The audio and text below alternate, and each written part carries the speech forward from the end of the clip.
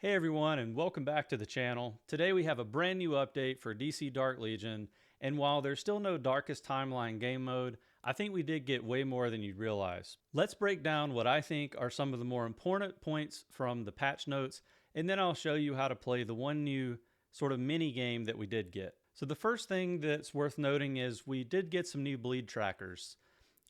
If you're playing the game, depending on which server you're on right now, 201 through 204, you're going to be getting a new bleed tracker for either the Joker, Scarecrow, or Deathstroke. Deathstroke is the latest character that anyone can obtain from the bleed, and he's going to be available through the Perfect Killer event on server 200. And then everyone else should be, I believe, getting Joker or Scarecrow. I may be wrong on that. Maybe 201. If someone from 201 can let me know, maybe they're getting Deathstroke. I don't think I have an account there yet. So one thing that's important to remember, for each Bleed Limited event, you also have a few legendary champions that you're going to have higher chances of pulling. And so we can break that down as well. For the Joker, you're going to be getting Mira, Catwoman, and Killer Croc shards at a higher rate. For Scarecrow, you're going to be getting Red Hood, Black Adam, and Green Arrow shards at a higher rate. For Deathstroke, you're going to be getting Black Adam, Killer Croc, and Vixen shards at a higher rate. Now, don't forget to do your free trial for the character to get a few extra rewards. It's a very small amount of gems, I think maybe a couple of other things, but don't sleep on it. It's a nice way to learn how the character kit works and try to decide whether it's a character that you would like to invest those rare World Amble fragments with. And the next thing I would like to talk about are a few of the improvements that they've made in the game. We're going to talk about the infiltrating on the world map, but we'll talk about that later in the video. So a couple of improvements that you can see here. I think the more important ones from my standpoint were, so they redefined the calculation of certain gear power, and I haven't had an opportunity to test any of my teams, and I would have to look back at my roster and see if I could figure out exactly how much the champion power changed. I'm curious whether any of the champions are seeing less viability with these changes, but I don't know that they were incredibly significant. I guess we'll see. If you have any data on that, please send it to me. The next thing that they did that I actually love, I've been annoyed by this for a while, is they've changed or improved the display of your basic inventory items. So there were a lot of these things, and maybe we can back out and I'll show you exactly what I'm talking about. I guess they call them resource bags, but they're these items where you can basically, and we'll go ahead and spend some of them, so you can use these to get 10,000 XP. These were not showing up in the inventory, so it was very difficult to locate them. You could still get them, but you had to go through multiple different screens to get there. So it's really nice change that they added this here so that I can now spend them all very quickly. The other thing that they did was they reduced the amount of magic eyes required in the store to purchase some of the limited legacy pieces. We can go to the store and take a look at that as well. So this was previously 400 per legacy piece, and they've reduced it to 200. And I believe anyone who made a purchase here, which we're probably talking about Wells, so maybe just a handful of folks who are going to be affected by it. But if you have made a purchase with those magic eyes, you'll be getting a refund of, I guess, half of those back. So if you spent 400 to get Superman's cape, you'll get 200 of those back, which is really nice because you'll be able to invest those into one of the other limited legacy pieces, which is nice. The last thing that I want to mention from the patch notes, and we're going to go take a look at some of the gameplay in just a second, but it's the infiltrating that they've added to the world map. They've actually sort of added back a little bit of an overworld overlay, I suppose, or at least like a city map. And we actually have that in the Guardian Challenge. So you might be familiar with that if you've done the Guardian Challenge event before, which if you haven't, definitely go look at the video that I posted yesterday, because you'll be able to find out a little bit more about how that game mode works. And we can look at the patch notes really quick. You can infiltrate vehicles belonging to members of other leagues on the patrol map and gain a random portion of their resources if your attack succeeds. I think there's a slight issue with wording here because it is a bit vague, And there were some folks on the Discord who were curious about whether they would be losing resources when their ship is attacked.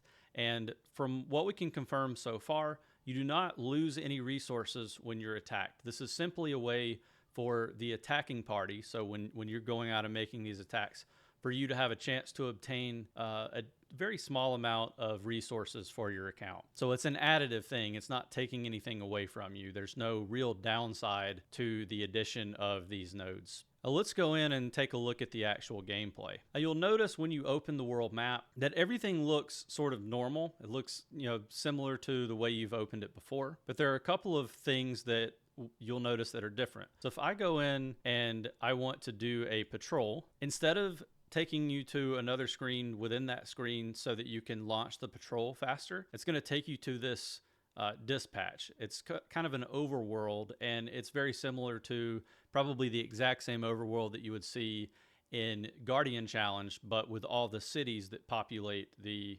DC Dark Legion world. So if you want to dispatch a patrol, you simply hit the dispatch button here, and it allows you to dispatch a patrol the same way that you normally would. I'm going to go ahead and auto deploy a team here and initiate. Now what you will see is it kind of moves you over to a ship that's active on the overworld. And this ship is a representation of that squad that we just deployed. You can see that there is a shield here that's at 100%. Now, I could recall this squad in the same way that I normally would. But again, I mentioned there's really no downside to leaving the squad out there. But what happens is once you deploy this squad, people can attack it while you are moving around on the map.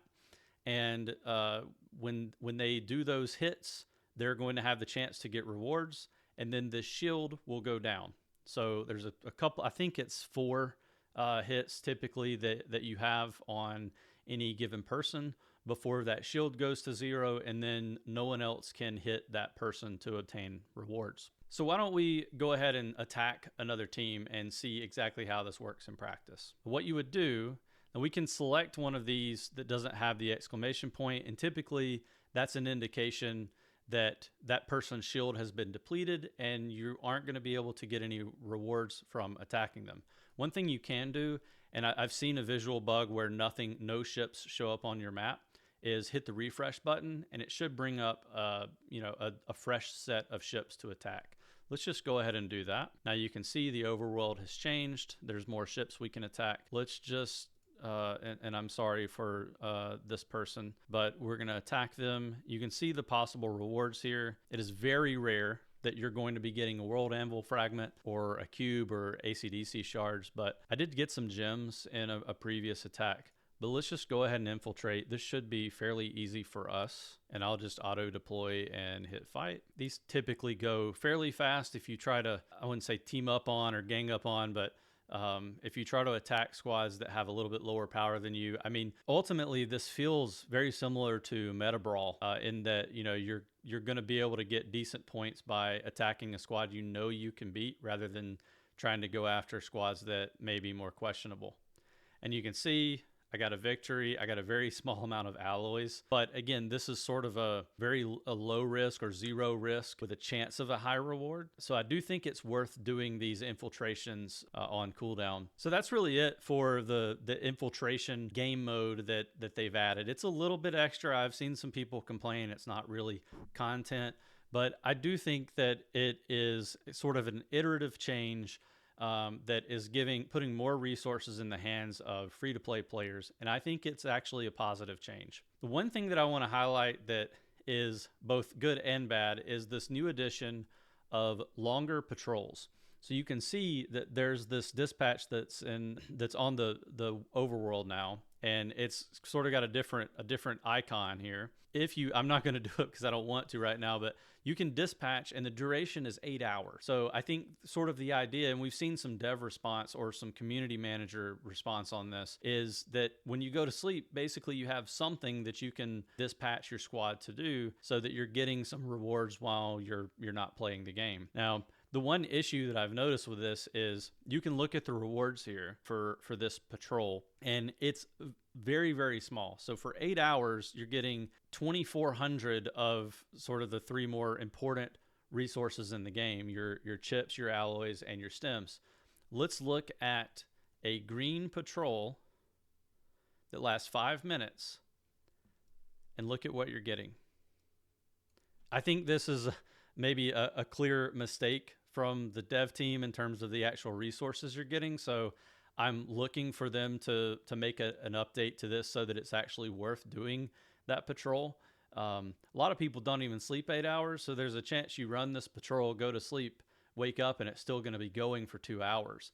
And so, I kind of question if these are the rewards you're getting for this 8-hour patrol, whether you would even do this dispatch anyway. But I do think if they adjust the rewards for it, that it is a good change to the game, because it allows someone like me who is going to be, working for 8 hours plus a day. You might have family commitments, or you do sleep for 7 or 8 hours in a stretch. Then you would be able to do this patrol and not feel like your game is just sitting idle and doing nothing. So that's really it for this video. I hope you found it beneficial to sort of discuss the patch notes and talk about some of the things that may not be completely evident in the email that you typically get. I hope everyone has a great weekend, and I'll see you in a few days with another video.